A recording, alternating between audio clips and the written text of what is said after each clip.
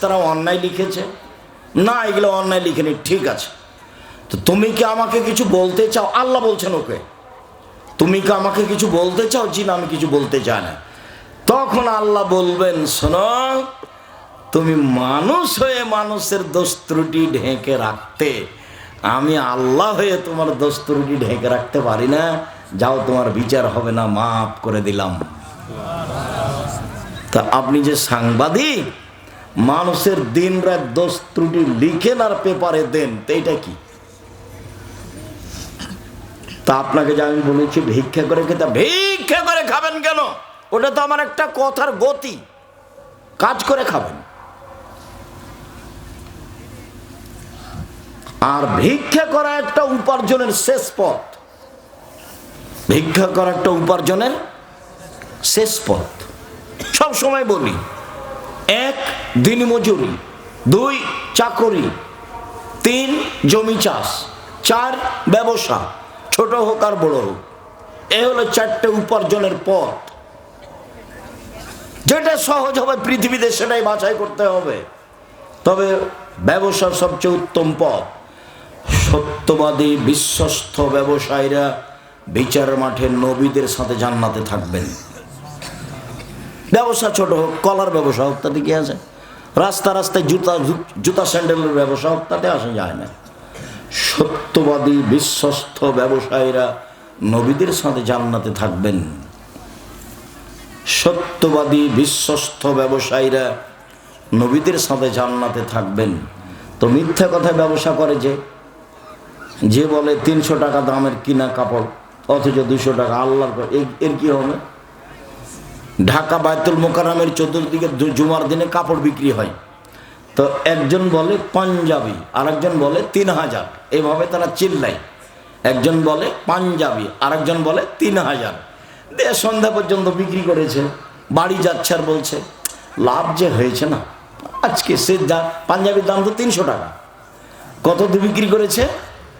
3000। খুব হিসাব করছে, টাকা অনেক।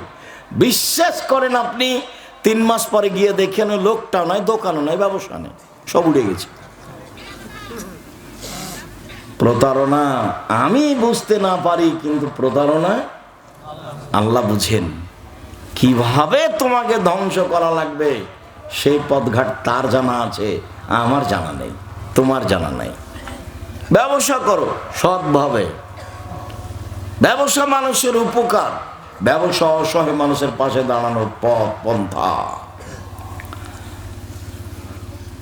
সাহাল ইবনে সাদ রাদিয়াল্লাহু তাআলা আনহু বলেন, রাসূল সাল্লাল্লাহু আলাইহি সাল্লাম বলেছেন, মাইয়াজমানিল মা বাইনাল লাহিয়া ওয়া মা বাইনার রিজলা আজমাউল জান্নাহ।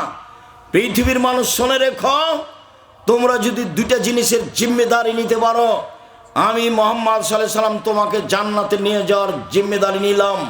কিভাবে জান্নাতে নিয়ে যাবো সেটা আমার ব্যাপার। 1, মুখে কারো বদনাম করো না, জান্নাতে আমি নিয়ে যাব। 1, মুখে কারো গীবাত করো না, জান্নাতে আমি নিয়ে যাব। 2, জেনায় লিপ্ত হয়ো না, জান্নাতে আমি নিয়ে যাব। রাসূল সাল্লাল্লাহু আলাইহি সাল্লাম বললেন, ওইসব মহিলাদের জন্য জান্নাতের সব দরজা খোলা। 1, 5 ওয়াক্ত সালাত আদায় করে যে। 2, রমজান মাসের রোজা সিয়াম থাকে যে। 3, স্বামীকে মেনে চলে যে। 4, জেনায় লিপ্ত হয় না যে। এইসব মহিলাদের জন্য জান্নাতের সব দরজা খোলা, যে কোনো দরজা দিয়ে ঢুকতে পারবে। 1, 5 ওয়াক্ত নামাজ পড়ে। 2, রমজান মাসে রোজা থাকে। 3, স্বামীকে মেনে চলে, তিতা লাগলেও মিঠা লাগলেও। আব্দুর রাজ্জাক সাহেব, আপনি তো জানেন না আমার স্বামীর খবর। আমার স্বামীর মুখখান এত খারাপ, ওর মুখের দিকে আমি তাকাতে পারি না। ও খালি দিয়ারের ভাষাতে গালি দেয়, অমুকের বাচ্চা অমুক। আমি 1 গ্লাস পানি নিয়েও তার সামনে যেতে লজ্জা পাই, গেল এইভাবে রেখে চলে যাই। কথা হয়তো বা ঠিক, তোমার মুখ হয়তো বা আসলেই খারাপ। শোনো, রাসূল সাল্লাল্লাহু আলাইহি সাল্লামকে জিজ্ঞাসা করা হলো, স্ত্রীরা আমাদের কাছে কি হক রাখে? ও যে মহিলা মানুষ আমার সংসারে এসেছে, আমরা তাদের সাথে কি আচরণ করতে পারি? তখন আল্লাহ রাসূল বলেন, এক, যে মানের খাচ্ছ সে মানের খাওয়ায়ও। দুই, যে মানের পড়ছো সে মানের পড়ায়ও। তিন, কটু কথা বলো না। কটু কথায় বলা যায় না, গালি তো বহু দূরের কথা। আর তোমার মুখের ভাষা তো তুমি খুব ভালো বোঝো। কথাটা শেষ করি, মাথায় খুব একটা দ্রুত কথা ঘুরছে।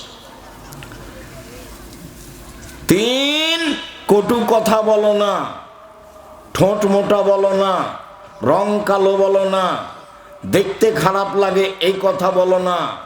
চার, মুখের উপরে মারো না।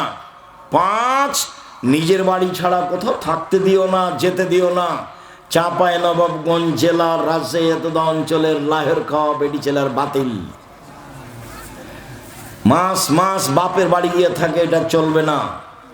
তোমাদের যেমন বলেছি, ডুলি বিবি প্রথা এমন ভাবে বাতিল করতে হবে, থুবড়া প্রথা এমন ভাবে বাতিল করতে হবে, 20 বছর পরে যদি এসব এলাকায় কোনো ছেলে বলে থুবড়া, তার 5 জন ছেলে বলবে থুবড়া কি গো, তাই কি জিনিস? তাই কি ডিকশনারিতে দেখতে হবে থুবড়া কি জিনিস? মানে এমন ভাবে ভুলে যেতে হবে, থুবড়ার মুখে পেশাব করে দিতে হবে। থুবড়া টোটালি হারাম, সম্পূর্ণরূপে হারাম। রাজশাহী চাঁপাইনবাবগঞ্জ জেলার বিবাহের শুরু থেকে নিয়ে শেষ পর্যন্ত একটা কাজও জায়েজ নয়, সবই হারাম। চাঁপাইনবাবগঞ্জ রাজশাহীর বিবাহের শুরু থেকে নিয়ে শেষ পর্যন্ত একটা কাজও জায়েজ নয়, সবই হারাম। যেভাবে মেয়ে দেখে সেটা হারাম, যেভাবে বায়না করে সেটা হারাম, যেভাবে থুবড়া করে সেটা হারাম, যেভাবে বিবাহ পড়ায় সেটা হারাম, যেভাবে ক্ষীরকাচি করে সেটা হারাম, যেভাবে ব্যবহার দেয় সেটা হারাম, যেভাবে আমাটা দেয় সেটা হারাম, যেভাবে বলে যে মেয়ের পক্ষ বাপের ছেলের পক্ষ থেকে এসেছে 4 জন, তো ছেলের পক্ষ থেকে যাবে 8 জন। পাগলামি করার জায়গা বানা, ধান্দাবাজি কোথাকার, শয়তানি, এগুলো সব নোংরামি। বিবাহের শুরু থেকে শেষ পর্যন্ত একটা কাজও জায়েজ নয়, সবই হারাম।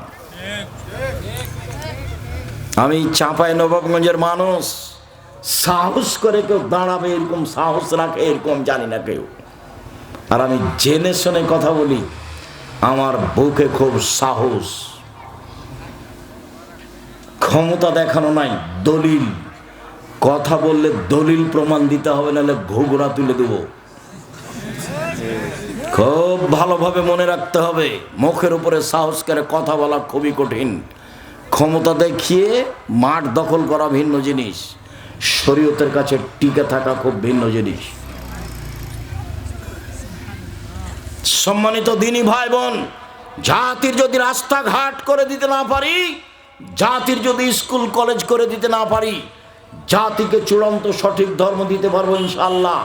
ধর্মের ব্যাপারে জাতিকে ফাঁকি দিয়ে পরকাল হারাতে রাজি নই, এই জিম্মেদারি আমি নিই। শুনুন, যে ব্যক্তি মুখের জিম্মেদারি নিবে এবং লজ্জা স্থানের জিম্মেদারি নিবে, সে জান্নাতে যাবে।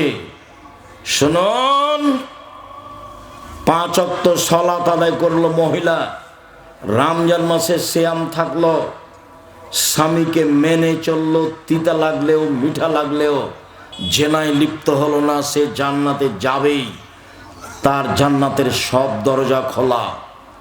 আপনি স্ত্রীকে গালি দিতে পাবেন না, কটু কথা বলতে পাবেন না, মারতে পাবেন না, নিজের বাড়ি ছাড়া কোথাও থাকতে দিবেন না, শ্বশুর বাড়ি যেতে পাবে না, খালার বাড়ি বাপের বাড়ি যেতে পাবে না, খালার বাড়ি যেতে পাবে না, দাদির বাড়ি যেতে পাবে না, জরুরি প্রয়োজন ছাড়া বাড়ি ত্যাগ করতে পারে না। যদি যায়ও তোমার শ্বশুর বাড়ি, যদি তোমার স্ত্রী যায়, তুমিও সাথে যাও, সকালে যাবা বিকালে চলে আসিও। আর বিবাহের বাড়িতে পাঠানোর কোনো প্রশ্নই আসে না, বিবাহের বাড়িতে পাঠানোর কোনো প্রশ্নই আসে না। ওটা স্বপ্নেও ভাববা না যে আমার সেলিকার বিবাহ তাই আমার স্ত্রীকে যেতে হবে। এটা স্বপ্নেও ভাবিও না যে আমার বড় সম্বন্ধের বিবাহ তাই আমার স্ত্রীকে যেতে হবে। স্বপ্নেও ভাবিও না। প্রয়োজন হলে আমি যাব। বিবাহের দিন শ্বশুরকে রাগ রাগ দেখায়ও না, সব রাগ এখানে নিয়ে এসছে। তখন শ্বশুর জামাইয়ের পা ধরছে, শোনো বাবা বলে যে মাপ, এই ঢং দেখায়ও না, এই ঢং বাতিল। শ্বশুরকে সম্মান করতে শিখো, শ্বশুরকে মূল্যায়ন করতে শিখো। শ্বশুর বাপের স্থানে অবস্থান করে। পৃথিবীর দ্বিতীয় মহাপাপ বাপ মায়ের অবাধ্য চলা। পৃথিবীর দ্বিতীয় মহাপাপ বাপ মায়ের অবাধ্য চলা। ভুলেও মাকে গালি দিব না, ভুলেও বাপকে গালি দিব না। যা হবে হবে, বন্যায় সব ভেসে যাক, চাকরি চলে যাক, অর্থ সম্পদ কেটে যাক, স্ত্রী আমাকে ছেড়ে চলে যাক, তাতে আসে যায় না। আমি মায়ের অবাধ্য চলতে রাজি নই, আমি বাপের অবাধ্য চলতে রাজি না। এইভাবে গড়ে উঠো। মাকে তুমি পরামর্শ দিতে পারো, শোনো মা তোমাকে একদিন, যেদিন তুমি ছোট ছিলে, কোলে পেশাব করছিলা, বারবার পেশাব করছিলে, তখন তোমার মা একটু আদর করে এভাবে মারছিল, অত পেশাব করিস কেন রে, এটা মায়ের জন্য জায়েজ। এখন তোমার মা তোমার ঘরে তোমার বিছানায় পেশাব করে, তুমি একটু মজাক করে বলতে পারবা না যে এইভাবে পেশাব করলে কিভাবে দেখব। পরিষ্কার করবা তুমি, কাপড় পরিষ্কার করবা তুমি, তোমার মাকে পেশাব করাবা তুমি, পানি খরচ করাবা তুমি, তোমার মাকে কাঁধে নিয়ে যাবা মেডিকেলে তুমি, সব কিছু তুমি করবে। এই জন্য প্রস্তুত থাকো। পায়খানা করাবা তুমি, পেশাব করাবা তুমি, গোসল দিয়ে তুমি, কাপড় পরাবা তুমি। তোমার বউ যদি করে আলহামদুলিল্লাহ ভালো করুক, নাহলে সব